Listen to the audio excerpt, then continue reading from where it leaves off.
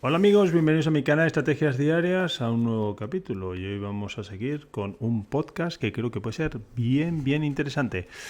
Bien, no voy a decir a qué libro pertenece porque así lo adivinéis vosotros, pero os va a gustar mucho porque el otro día vais a ver qué relación tiene con nuestra realidad actual.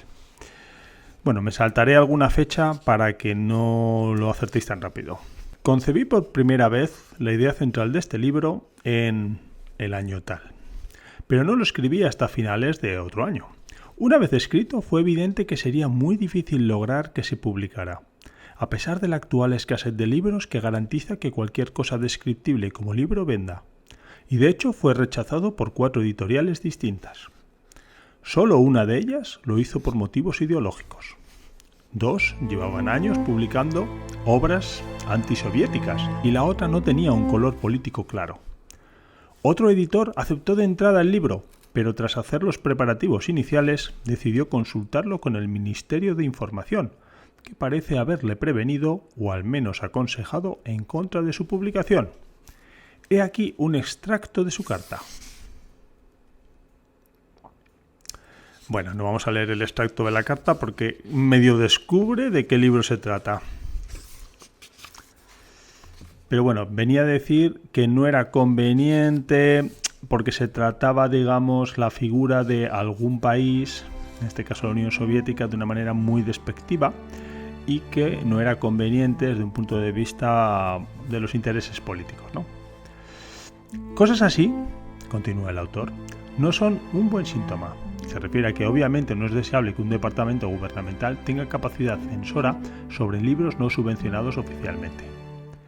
Pero el principal peligro para la libertad de expresión y de pensamiento en este momento no es la injerencia del Ministerio de Información o de cualquier otro organismo oficial. Si los editores se esfuerzan en no publicar libros sobre determinados asuntos, no es por miedo a ser procesados, sino por temor a la opinión pública. En este país, la cobardía intelectual es el peor enemigo al que tiene que enfrentarse un escritor o periodista, y ese hecho no parece haber recibido la atención que merece. Bueno, seguimos.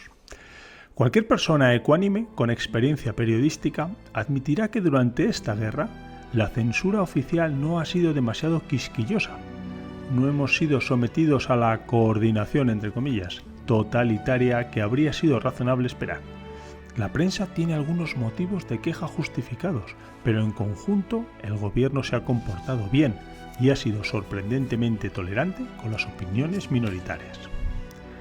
Lo siniestro de la censura literaria en Inglaterra es que en su mayor parte es voluntaria.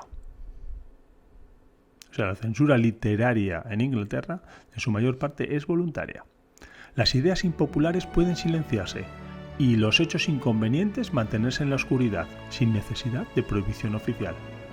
Cualquiera que haya vivido lo bastante en un país extranjero conocerá ejemplos de noticias que habrían merecido grandes titulares y que la prensa británica decidió silenciar, no debido a la intervención del gobierno, sino a un acuerdo tácito general del que no convenía aludir a ese hecho concreto.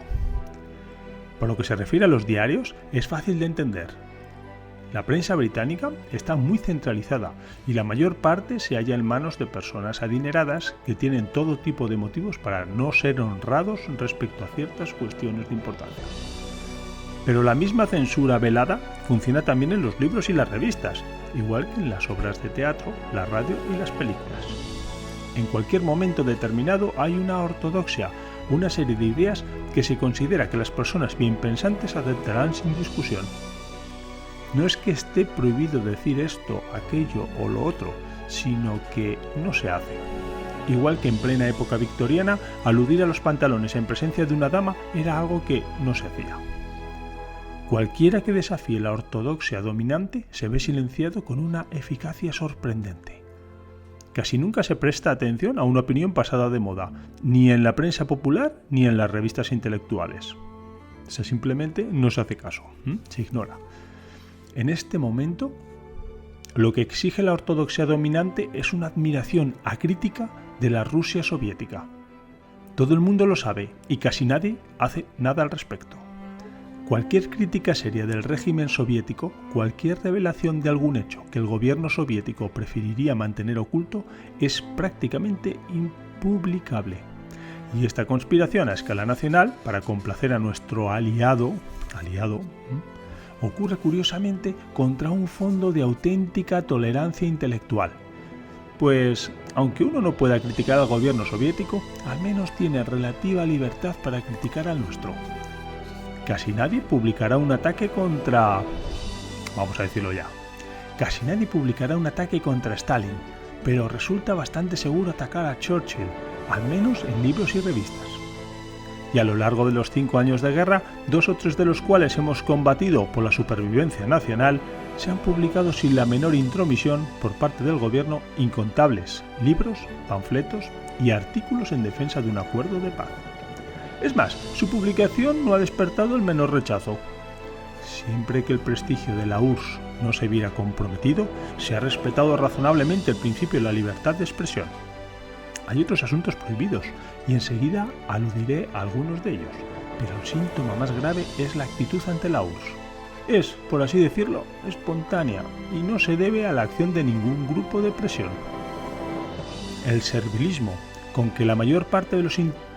Aquí viene la parte, yo creo, el meollo más importante. Ya, lógicamente, habéis centrado que el contexto es la Segunda Guerra Mundial, pero fijaros ahora el siguiente razonamiento que hace, que nos descubre, pues, ¿cómo decirlo?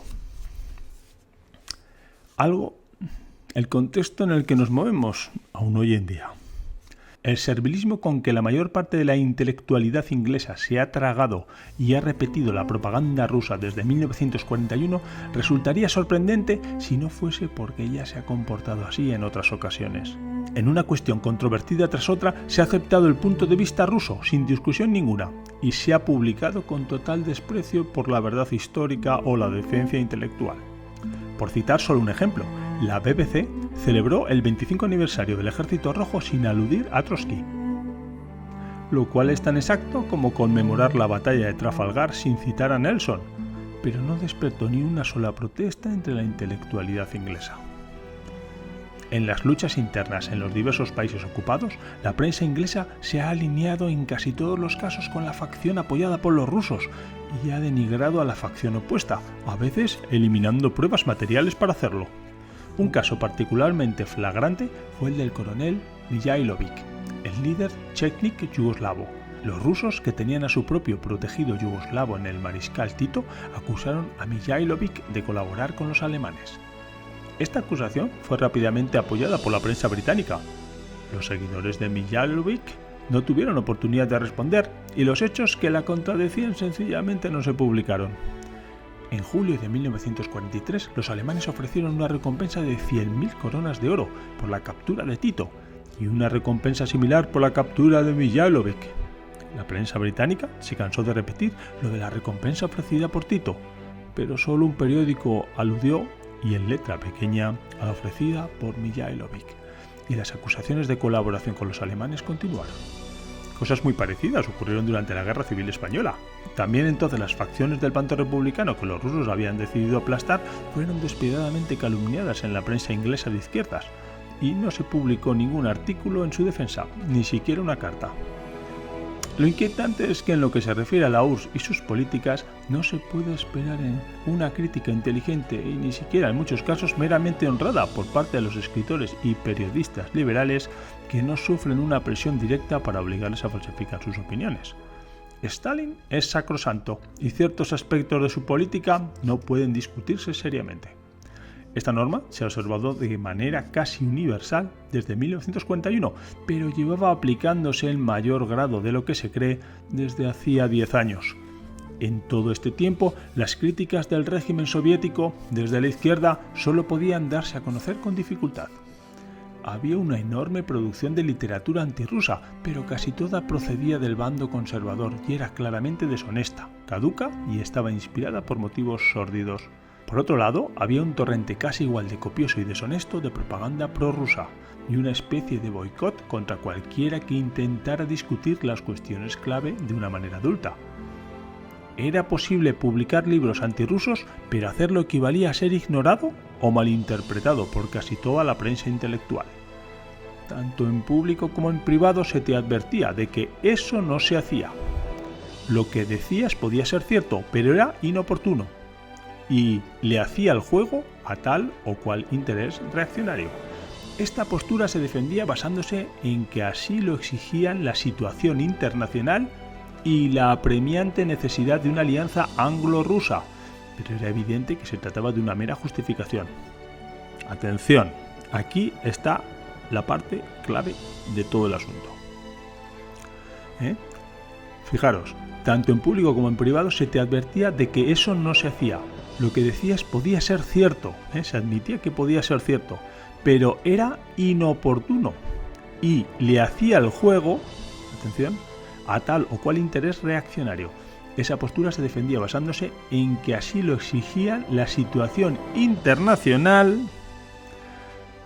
y la apremiante necesidad de una alianza anglo-rusa. O sea, había intereses por hacer una alianza entre Inglaterra y Rusia en aquel entonces, pero era evidente que se trataba de una mera justificación. La intelectualidad inglesa, o una gran parte de ella, había desarrollado una lealtad nacionalista a la URSS y en el fondo consideraba que cualquier duda sobre la sabiduría de Stalin era una especie de blasfemia. Los acontecimientos en Rusia y en cualquier otra parte se juzgaban según patrones distintos. Atención, repito. Los acontecimientos en Rusia y en cualquier otra parte se juzgaban según patrones distintos.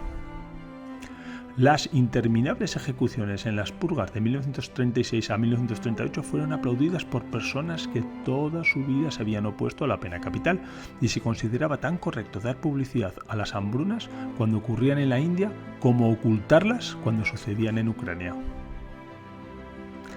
Y si eso era cierto antes de la guerra, el ambiente intelectual ciertamente no ha mejorado.